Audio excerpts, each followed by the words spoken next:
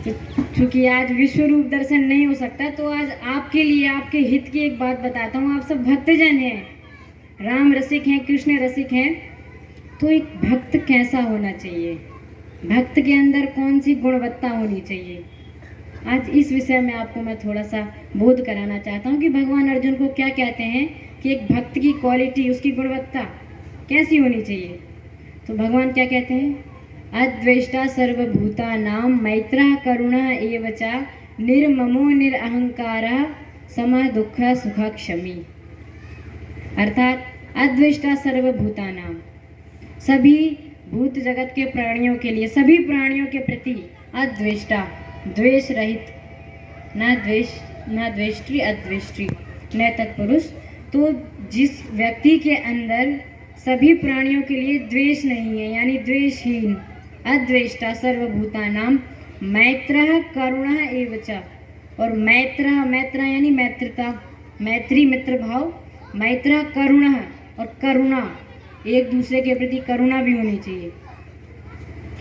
अद्वेष्टा द्वेष रहित, करुणा सहित, और मित्रता। अद्वेष्टा सर्वभूतानां मैत्रः करुणः एव च निर्ममो निरहंकारः, निर्मम होना चाहिए यानी निर्मल, और निरहंकारः अहंकार रहित। एक प्रसंग याद आ रहा है, जब राम जी लौटे अयोध्या वापस, तो माता कौशल्या को पता चला कि राम जी ने रावण का वध कर दिया। अब चूंकि माता कौशल्या परिचित थी रावण की शक्ति से, तो उनको शंका हुई, सच में राम तो मेरा भोला सा पुत्र, छोटा सा, माता की दृष्टि में हर पुत्र छोटा रहेगा चाहे कितना भी बड़ा हो जाए। तो माता स्नेह से कहती है कि मेरा पुत्र छोटा सा रावण को कैसे मार दिया। पूछते हैं राम जी से, तूने रावण को कैसे मार दिया। तो भगवान राम ने बहुत प्यारा उत्तर दिया, कहा माते मैंने रावण को नहीं मारा। ध्यान से सुनिएगा, माते मैंने रावण को नहीं मारा, बल्कि मैंने रावण को मारा है।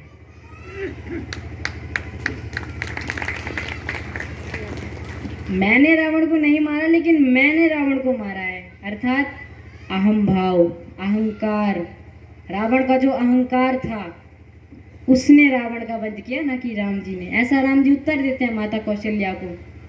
तो निर्ममो निरहंकारः, कि निर्मल होना चाहिए और अहंकार रहित, अहंकार विहीन, समः दुःख सुख क्षमी, और सुख में भी और दुख में भी सम रहने वाला, समः दुःख सुख क्षमी। तो एक श्लोक में कितनी भगवान ने गुणवत्ता बताई भक्त की, अद्वेष्टा, मैत्रः, करुणः, निर्ममः, निरहंकारः, समः दुःख सुख क्षमी। एक श्लोक में 6 परिभाषा। आगे क्या कहते हैं, संतुष्टः सततं योगी यतात्मा दृढ़ निश्चयः मय्यर्पित मनोबुद्धिर यो मद्भक्तः समे प्रियः।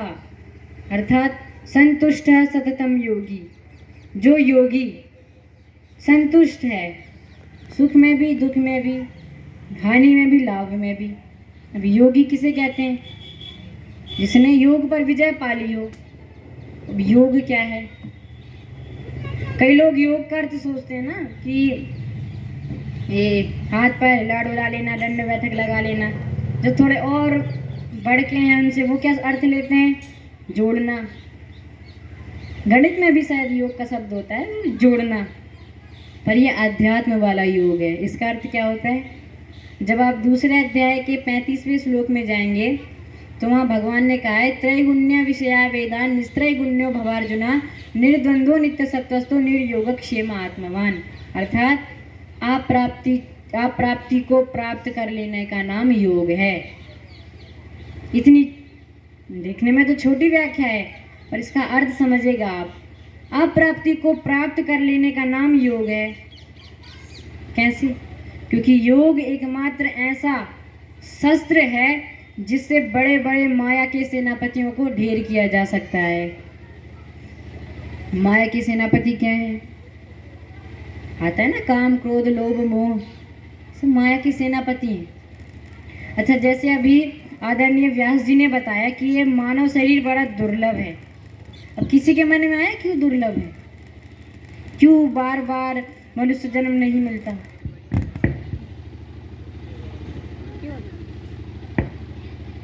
क्यों नहीं मिलता? दुर्लभ है, क्यों है? हर चीज का एक न एक मतलब उसका प्रयोजन रहता है, उत्तर रहता है। प्रश्न है तो उत्तर है।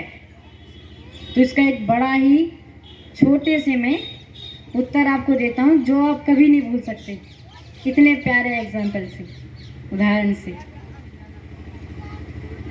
आपने एक ट्रेन देखी है? तो अभी आप जिस ट्रेन में सफ़र कर रहे हो ना, उसमें स्टेशन है, वो स्टेशनों पे आकर के रुकती है आपकी ट्रेन। तो जब आपने यात्रा शुरू की तो आप एक कीड़े थे। 64 लाख यूनियाँ होती हैं, यानी 64 लाख स्टेशन। तो जब आप सबसे पहले स्टेशन पे थे तो आपको अपना लक्ष्य पता था, आपको क्या करना है, आपको भगवान की प्राप्ति करनी है, आपको भगवान के स्टेशन तक पहुंचना है, आपके मन में था। कीड़े से और शेर बने, हाथी बने, बंदर बने, चिंपैंजी बने। फिर धीरे धीरे भगवान के स्टेशन की तरफ हम जा रहे हैं। आपको याद है आपका क्या लक्ष्य? आप सोच रहे हो जैसे ही हम मनुष्य योनि में प्रवेश करेंगे, भगवान का ध्यान, भजन, कीर्तन, संध्या सब शुरू कर देंगे और भगवान के स्टेशन तक पहुंच जाएंगे। गाड़ी चलानी है, फ्यूल चाहिए, इलेक्ट्रिसिटी चाहिए, गाड़ी आपकी जैसी हो उस हिसाब से ईंधन चाहिए आपको। तो ईंधन कहाँ से मिलेगा? यज्ञ, ध्यान, हवन जब हम करेंगे, सत्कर्म करके जब पुण्य हम अर्जित करेंगे, तो आपके मन में है, क्योंकि फ्यूल यहाँ पर आकर के खत्म हो जाता है। तो आपके मन में है कि अब हम भगवान के पास पहुँचने वाले हैं। तो जब हम नर योनि में पहुँचते हो तो ये भगवान से सेकंड लास्ट स्टेज जिसको कहें, इस योनि के बाद फिर भगवान का स्टेशन है। इस योनि को पार करने के बाद भगवान का स्टेशन है। कैसे? कहा ना, बड़ी दुर्लभ योनि है मनुष्य योनि। अब तक आपको पता है कि आपको क्या करना है, लेकिन आप अब तक जिस ट्रेन से सफ़र करके आए उसी आपकी पटरी एक ही है, वही दूसरी पटरी पे तब लाइन में लगी हुई आपसे एक और गाड़ी खड़ी है, जिसका नाम क्या है? माया। उस गाड़ी का नाम है माया। और वो गाड़ी इतनी सुंदर है, इतनी सुंदर कि आप अपनी गाड़ी छोड़ करके उस गाड़ी में बैठ जा रहे हो जिसमें आपको नहीं बैठना था। आप अपनी गाड़ी छोड़ करके माया वाली गाड़ी में बैठ गए हो, और जब वो माया चलती है, जब वो माया वाली गाड़ी चलती है, तो वो आपका सफ़र परमात्मा के पास नहीं, उसका फिर चेंज होकर के वो आपको वहीं फेंक करके आती है, लात मार के, जहाँ से आपने यात्रा शुरू की थी। जहाँ से अपना यात्रा शुरू की थी आपने, कीट वाली योनि से, आप दोबारा वहीं चले जाते हो।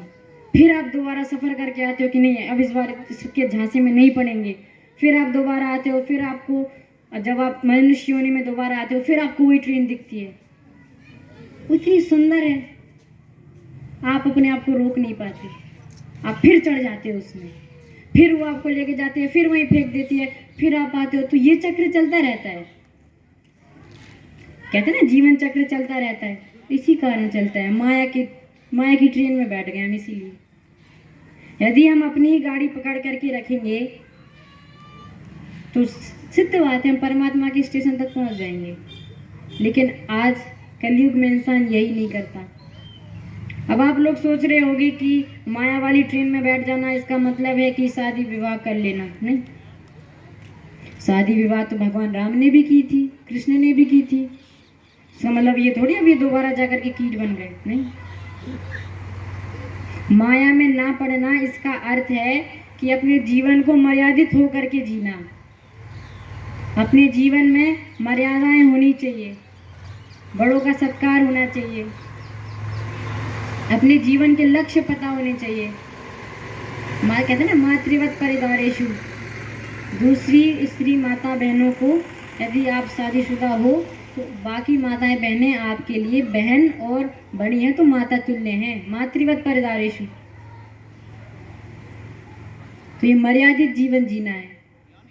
तो माया में पड़ जाना वो यही रहता है कि आप अपनी मर्यादा भूल जाता है इंसान कि किस लिए परमात्मा ने भेजा है। मैंने बताया ना, ये संसार ऑफिस है। एक और उदाहरण देता हूँ, परमात्मा ने क्यों भेजा है।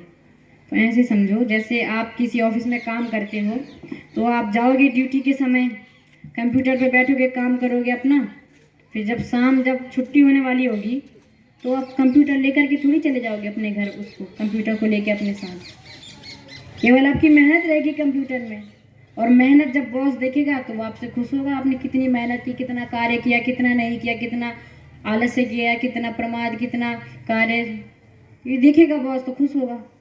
वैसे ये संसार है, ये संसार एक ऑफिस है, किसका? परमात्मा का। और हम सब क्या हैं? उसके सेवक। उसने क्यों भेजा है संसार पे? जाओ तुम परोपकार करो। कहते हैं ना, धरती पे ना कुछ लाया था ना कुछ ले जाएगा।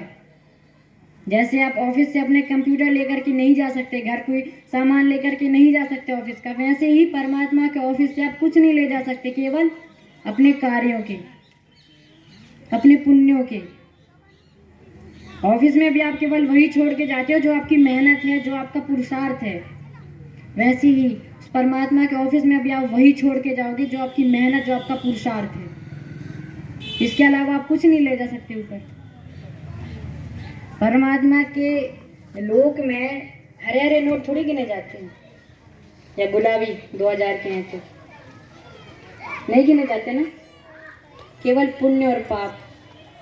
कहते ना, परोपकाराय फलंती वृक्षा, परोपकाराय वहंती नद्या, परोपकाराय दुहंती गावा, परोपकारार्थम इदम शरीरम।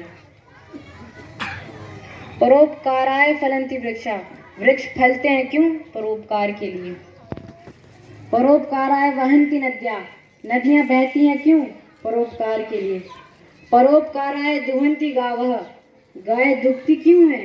परोपकार के लिए। इसलिए परोपकारार्थम इदम शरीरम, इसलिए परोपकार के लिए ये शरीर है। ये मर्यादा है। अब चूंकि सोच रहे होंगे कुछ कि केवल शांति के लिए जन्म होता है, जबकि ऐसी बात नहीं। जब शांति की बात आई तो भगवान ने राम का रूप लिया, और जब क्रांति की बात आई तो उसी भगवान ने परशुराम का भी रूप लिया है।